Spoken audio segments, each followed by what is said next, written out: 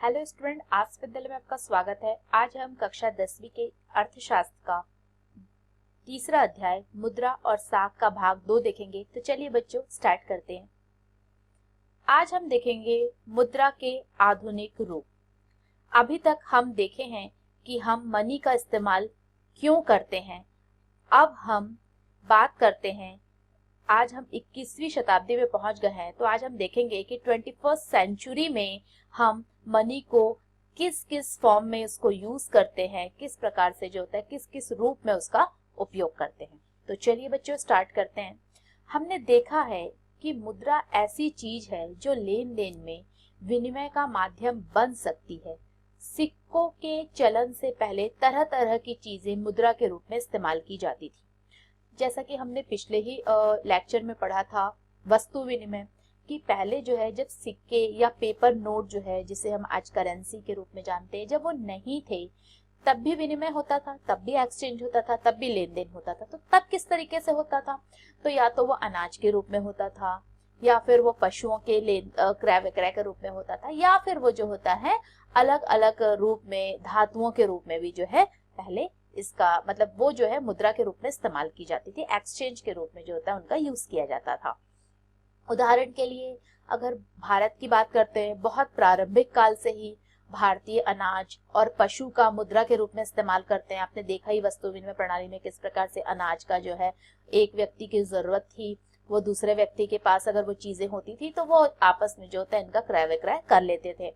इसके अलावा पशुओं का भी होता था, पशुओं का भी मुद्रा के रूप में इस्तेमाल किया जाता था। उसके बाद जो होता है बहुत सारी जो कीमती धातुएं थी, जैसे सोना, चांदी, तांबे जैसे धातुओं के सिक्कों का चलन हुआ, जिसका चलन पिछली सदी तक रहा।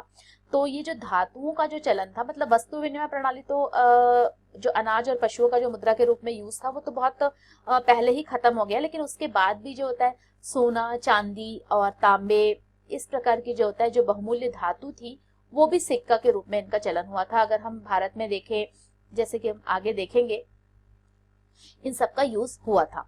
करेंसी, मुद्रा के आधुनिक रूपों में करेंसी, कागज के नोट और सिक्के शामिल है। तो करेंसी में क्या है, आज हम जिसको करेंसी बोलते हैं, जिसको मुद्रा बोलते हैं, उसमें जो है पेपर नोट और जो कॉइन्स होते हैं वो आज इसमें शामिल है। वे चीजें जो पहले मुद्रा के रूप में प्रयोग की जाती थी उसके विपरीत आधुनिक मुद्रा बहुमूल्य धातु जैसे सोना, चांदी और तांबों के सिक्कों से नहीं बनी है जैसा कि पहले यूज होती थी। जो कि आप इस चित्र में देख सकते हैं कि किस प्रकार से, जैसे ये चित्र है, प्रारंभिक आहत के सिक्के हैं जिन्हें पंचमार्क कॉइन्स के नाम से जाना जाता था। तो ये सारी चीजें पहले ऋग्वैदिक काल में, वैदिक काल में इस प्रकार की जो होता है मुद्रा के रूप में व्यवस्था थी। उसके बाद गुप्तकालीन सिक्के थे, मौर्यकालीन सिक्के हैं। इसके अलावा जब दिल्ली सल्तनत की हम बात करेंगे बाद में, तो तुगलक के सिक्के थे और अकबर कालीन सोने की मोहर। इस प्रकार से ये सारी फेस को करते हुए आज हमारा रुपया, जिसको हम देख सकते हैं, आधुनिक सिक्का जो कि आज चलन में है।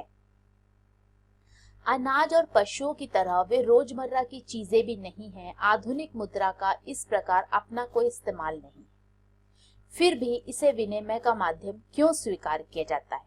इसे विनिमय का माध्यम इसलिए स्वीकार किया जाता है क्योंकि किसी देश की सरकार इसे प्राधिकृत करती है। हमारे मस्तिष्क में एक ये प्रश्न उठता है कि जब पशु, अनाज या फिर कुछ भी जो धातुएं हैं, इनका तो हमारे रोजमर्रा की चीजों में पहले उपयोग भी होता था, लेकिन जो आधुनिक मुद्रा जो बनाई गई है तो उसका तो कोई इस्तेमाल नहीं है। तो फिर भी इसे एक्सचेंज के लिए, इसे लेन देन के लिए क्यों इसको स्वीकार किया जाता है? इसे विनिमय का माध्यम, इसका आंसर ये है कि इसे इसीलिए स्वीकार किया गया है क्योंकि किसी भी देश की सरकार, अगर हम भारत की बात करते हैं तो भारत सरकार जो होता है इसे ऑथराइज्ड करती है, इसे अधिकृत करती है, क्योंकि वो इस करेंसी को जो होता है मुद्रा के रूप में इसे ऑथराइज्ड की है, इसीलिए इसका यूज हो रहा है। भारत में जो आरबीआई है, भारतीय रिजर्व बैंक ऑफ इंडिया जिसको हम बोल सकते हैं, की तरफ से करेंसी नोट जारी करता है और सिर्फ आरबीआई ही जो है वो ही करेंसी नोट जारी कर सकता है। भारतीय कानून के अनुसार किसी व्यक्ति या संस्था को मुद्रा जारी करने की इजाजत नहीं है। तो ऐसा नहीं है कि इसके अलावा भी जो होता है कोई भी आया और वो जो है वो मुद्रा जारी कर रहा है, नहीं, आरबीआई जो है वो सिर्फ करेंसी नोट जो है वो जारी करता है।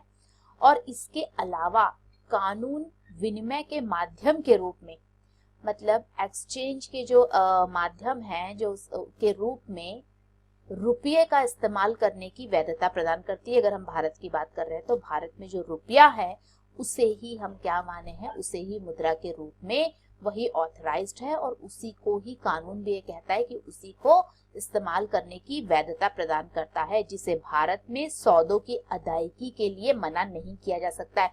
मतलब अगर कोई भी ट्रांजैक्शन होता है तो उसमें अगर आप किसी को भी, जैसे मैं आपसे, आप मुझसे कुछ सामान लिए, हाँ, और आपने मुझे जो है, मैंने आपको सामान दिया, आपने मुझे पैसा दिया, तो मैं उस पैसे को लेने से मना नहीं कर सकती हूँ, क्योंकि ये रुपया जो है वो सरकार ने इसे ऑथराइज्ड किया हुआ है, इसीलिए मैं इसे लेने से मना नहीं कर सकती हूँ, कोई भी नहीं कर सकता है।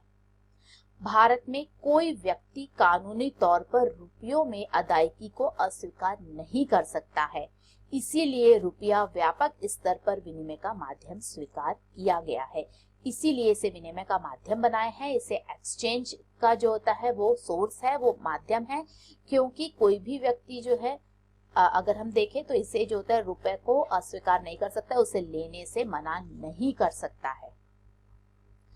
बैंकों में निक्षेप या फिर बैंक डिपॉजिट, जिसको कि आप अच्छे से जान सकते हैं, अगर ये निक्षेप आपको समझ नहीं आ रहा तो इसका मतलब होता है डिपॉजिट। लोग मुद्रा बैंकों में निक्षेप के रूप में भी रखते हैं। आपको पता है बैंक, देखिए बैंक जो होता है आज हमारे जीवन का एक बहुत महत्वपूर्ण अंग है, और इसीलिए आज हम इस टॉपिक में देखेंगे कि किस प्रकार से बैंक में डिपॉजिट वगैरह किया जाता है, पैसे जो होते हैं जो उनका ट्रांजैक्शन किस तरीके से होता है। तो लोग जो है वो मुद्रा को बैंक में डिपॉजिट करके रखते हैं। किसी समय पर लोगों को रोजमर्रा की आवश्यकताओं के लिए कुछ ही करेंसी की जरूरत होती है, क्योंकि हमारे पास ऐसा नहीं है, हमारे पास मान लीजिए बहुत सारा पैसा है तो हमें कुछ चीजों की आवश्यकता है, उसके लिए हम पैसा रखेंगे, लेकिन सारा पैसा तो अपने पास नहीं रखेंगे, कुछ पैसा जाके हम बैंक में उसको डिपॉजिट कर देंगे। उदाहरण के लिए हर महीने के आखिर में वेतन वाले मजदूर के अतिरिक्त नगद होता है, और इससे वह अतिरिक्त नगद का क्या करते हैं, वे इसे बैंक में अपने नाम से खाता खोलकर जमा कर देते हैं। अब मान लीजिए कि सब लोग जो होता है, जो पैसा कमाते हैं, उनके पास जो होता है महीने के आखिर में कुछ ना कुछ पैसा होता है जो कि उनके पास एक्स्ट्रा होता है। तो अगर हाथ में पैसा रहेगा तो लोगों को लगेगा कि वो सारे पैसे खर्च हो जाएंगे, तो क्यों ना जो है इन जो एक्स्ट्रा पैसा हमारे पास है उसको जाके वो क्या करते हैं, वो बैंक में जाएंगे, अपना एक अकाउंट खोलेंगे और इस अकाउंट में जो होता है उस पैसे को सेव कर देंगे। बैंक में ये जमा स्वीकार करते हैं और इसे सूद भी देते हैं। जो बैंक होती है वो जो डिपॉजिट जो दिया जाता है वो उसे स्वीकार करती है और इस पर इंटरेस्ट भी देती है। इस तरह लोगों का धन बैंकों के पास सुरक्षित रहता है और इस पर उनको इंटरेस्ट भी मिलता रहता है। लोगों को अपनी आवश्यकता के अनुसार इसमें से धन निकालने की सुविधा भी उपलब्ध होती है। तो ऐसा नहीं कि एक बार आपने डिपॉजिट कर दिया तो फिर आप उस चीज को, अगर आपको जरूरत पड़ता है पैसा निकालने की तो आप निकाल नहीं सकते। आप जाके आराम से बिल्कुल बहुत इजी तरीके से जो है एक फॉर्म भरेंगे, विड्रॉल फॉर्म, और उसके थ्रू जो होता है आप पैसा उसको निकाल सकते हैं। चूंकि बैंक खातों में जमा धन को मांग के जरिए निकाला जा सकता है, जब भी इसकी डिमांड होती है तो इसको निकाला जा सकता है, इसीलिए इस जमा को मांग जमा कहते हैं। इसीलिए जो होता है इसे मांग जमा भी कहा जाता है। मांग जमा एक अन्य दिलचस्प सुविधा देता है और यह सुविधा इसे मुद्रा का, मतलब विनिमय का माध्यम जो है का महत्वपूर्ण लक्षण प्रदान करती है। आपने नगद की बजाय चेक से भुगतान करने के बारे में भी सुना होगा। बहुत बार ये भी होता है कि हम जो होता है चेक से आसानी से भुगतान कर सकते हैं। चेक आप सबने देखा है, नहीं देखा तो अभी आने वाले अभी स्लाइड में आपको मैं दिखाऊंगी। चेक से भुगतान के लिए क्या होता है कि जो अकाउंट होल्डर होता है, जो भुगतान करता है, जिसका किसी भी बैंक में खाता है, जहाँ पे उसका अकाउंट है, वो एक निश्चित रकम के लिए चेक काटता है। मतलब अगर उसे किसी को पैसा देना होगा तो जरूरी नहीं है कि वो मतलब जो करेंसी है, जो पेपर नोट है, उसी के माध्यम से ही वो जो होता है दे, नहीं, वो जो है एक जिसको भी उसे पैसा देना होगा उसका नाम लिख के जो होता है वो चेक काट देगा। जितने भी पैसा उसको देना होगा, मान लीजिए कि 5,000, 10,000, तो वो जो होता है उसके नाम से एक चेक काट देता है। जैसे कि आप ये देख सकते हैं यहाँ पे क्या है कि उन्होंने जो होता है पे किया है, और वो पे किसको कर रहे हैं उसका नाम इन्होंने लिख दिया है, कितना पैसा है 5,700 दे रहे हैं, तो वो 57,000 जो होता है उन्होंने लिख दिया है, और इस प्रकार से जो होता है ये उन्होंने अपने साइन नीचे कर दिए हैं। तो इस तरह हम देखते हैं कि मांग जमा में मुद्रा के अनिवार्य लक्षण मिलते हैं। मांग जमा के बदले चेक लिखने की सुविधा से बिना नकद का इस्तेमाल किए सीधे भुगतान करना संभव होता है। मतलब जरूरी नहीं है कि हमारे पास जो होता है मुद्रा का भुगतान हो रहा है, लेकिन करेंसी का होना जरूरी नहीं है, बल्कि उसके बिना भी जो है हम वहां डायरेक्टली जो है एक जगह से दूसरी जगह लोगों को चेक के जरिए भी पैसा दे सकते हैं। चूंकि मांग जमाओं को करेंसी के साथ साथ व्यापक स्तर पर भुगतान का माध्यम स्वीकार किया जाता है, इसलिए आधुनिक व्यवस्था में इसे भी मुद्रा समझा जाता है। क्योंकि क्या होता है कि जो मांग जमा करते हैं तो वह करेंसी के साथ साथ व्यापक स्तर पर भुगतान का माध्यम उसे भी हम लोग स्वीकार कर रहे हैं। इसलिए अगर मॉडर्न इकोनॉमी की बात करें तो इसे भी जो है हम लेन देन, क्योंकि आज आप देखें आज जो होता है कैश लेके क्या हर व्यक्ति चलता है, नहीं चलता है। आज जो टाइम है, अगर हम आज की बात करते हैं सोसाइटी की और हमारे देश की बात अगर करते हैं तो वहां पे क्या है कि आज जो होता है कैशलेस, आप इंडिया की बात करिए, आज जो होता है कैशलेस इंडिया है। मतलब इंडिया के पास जो होता है जरूरी नहीं है कि हम कहीं जा रहे हैं तो हमको जो होता है इतना पैसे ही लेना है और उसी के माध्यम से भुगतान संभव है, नहीं, बल्कि इसके साथ साथ जो अगर हम देखें तो क्रेडिट कार्ड है, डेबिट कार्ड है, इंटरनेट बैंकिंग है, तो ये सारी सुविधा आज हमारे पास है। तो केवल हम चेक को ही नहीं ले, बल्कि आजकल चेक का यूज भी इतना नहीं होता है जितना ज्यादा कि जो होता है क्रेडिट कार्ड, डेबिट कार्ड या इंटरनेट बैंकिंग के रूप में जो है हम मनी का ट्रांसफर कर रहे हैं या उससे जो होता है पेमेंट करते हैं। So what did we learn today, आज हमने क्या पढ़ा और क्या सीखा। तो आज हमने देखा कि किस प्रकार से मुद्रा के आधुनिक रूप में जो होता है वो किस किस फॉर्म में यूज की जाती है, इसे समझने का प्रयास किया।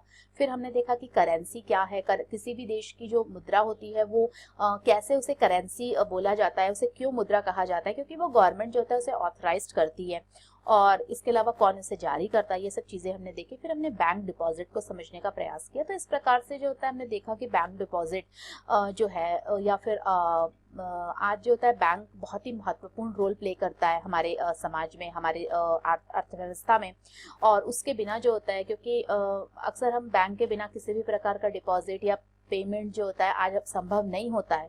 सो आज अगर हम बैंक की बात करते हैं तो ये बहुत ही महत्वपूर्ण भूमिका निभाते हैं हमारी अर्थव्यवस्था में।